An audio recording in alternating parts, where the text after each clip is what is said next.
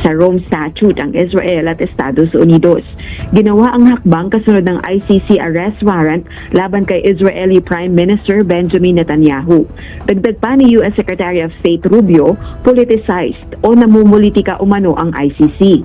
Mali rin ang claims o pahayag nitong may lubos itong kapangyarihan para makapagsagawa ng investigasyon, maghain ng mga kaso at i-prosecute ang mga mamamayan ng Estados Unidos at mga kaalyado nito. This Canadian judge is among 9 ICC officials being sanctioned by the United States for investigating and prosecuting nationals of the US or Israel. And to find yourself on a list that's designed for those implicated in human rights violations, terrorism, organized crime, and you're now on that list for doing your job.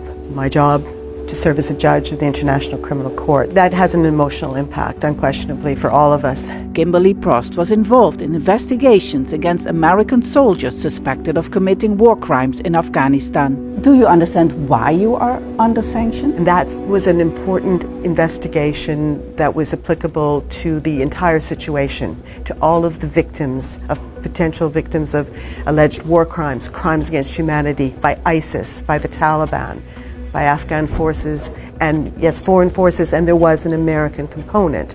And we authorized that. It was well justified on the evidence, unanimous. From the United States are designated to block property and to ban immigration.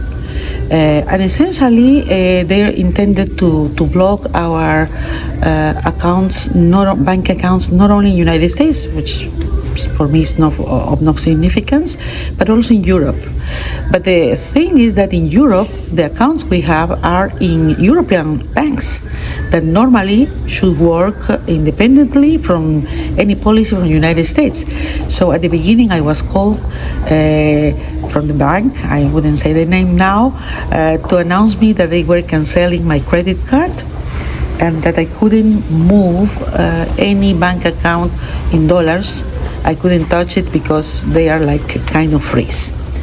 Well, and then we discovered that I couldn't make even an Uber. I couldn't ask even an Uber meal or an Uber taxi. I couldn't use Western Union, where normally I send money to my country for the maintenance of my house. Simply, Western Union has freezed my money without any explanation. They don't receive calls. They don't say nothing. Simply, it's done. But the most interesting thing or terrible thing here is that the sanctions are not only against us, the judges, for our job, but against our families. In my case, they affected also my daughter's visa. I have a daughter who is a high-level professional also, and they sent an email to her saying that prudently they have canceled her visa without any explanation, so to the United States. So preventing her to go in for some capacity building, giving conferences or making business in United States. She's an international lawyer, so it's really the most sad part for me of the sanctions. And also I have heard from my colleagues that the sanctions have affected their husbands, their wives, other children, etc. So this is the worst part. For me, I don't have, I come from Peru and Latin America, and we are not so used to have these digital accounts. I don't have PayPal, I don't have Amazon accounts, but my colleagues, they have, and they now cannot use their accounts. Also in my country, I cannot move my accounts in dollars. They say that I am ineligible to move my accounts, my own accounts.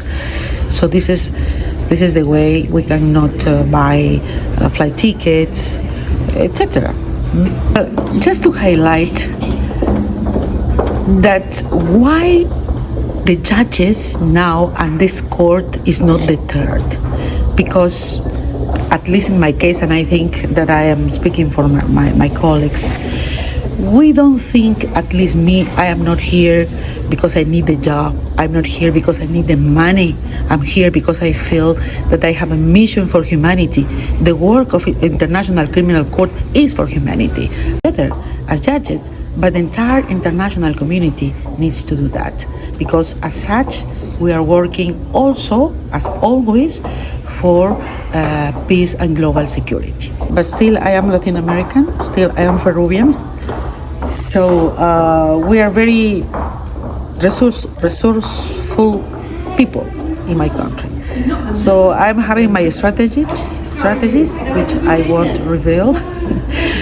But it is true that living in Europe, where you don't use you don't use cash, it's very difficult to carry out.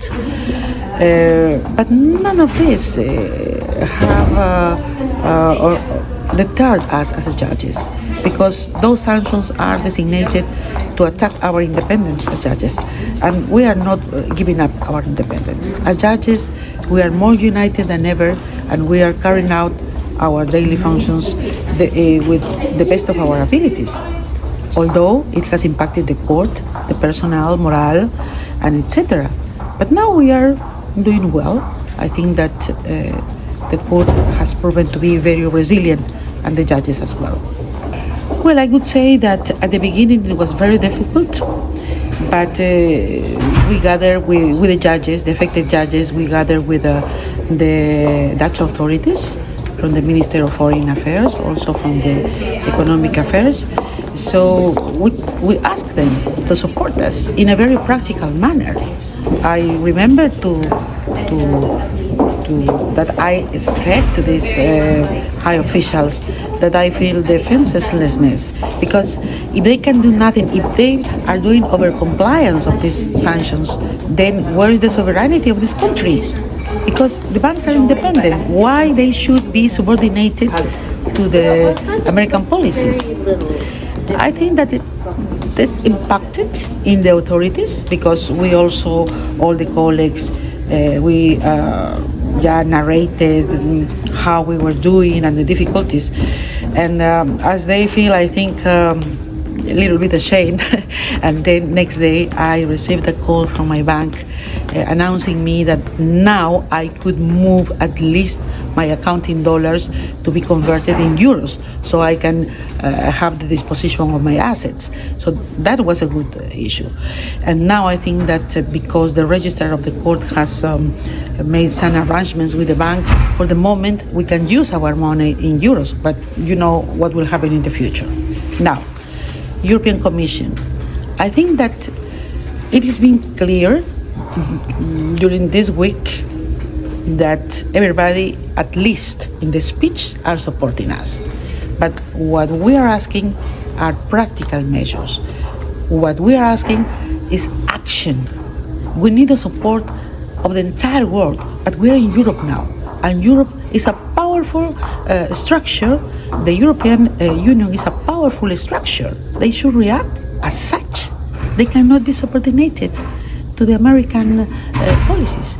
I think that they should do something else than only say that they show solidarity with us, because solidarity is not only a word. It should be enacted, as you said, with practical measures, legislative measures and others, to support the court, not only to support the judges, but to support the system of Rome. Because with these sanctions, which is affected, it's not only the judges, we are just individuals, we are just persons. Probably we will be gone in the next years, but they want to affect the system of Rome, the system of the court, where we deliver justice for the victims, the most defenselessness and vulnerable victims who nobody listens. So they are the affected ones with this. And I think that this is the reason, because not only the European Union, not only Europe, but the entire world should support this, even the people from the United States of North America.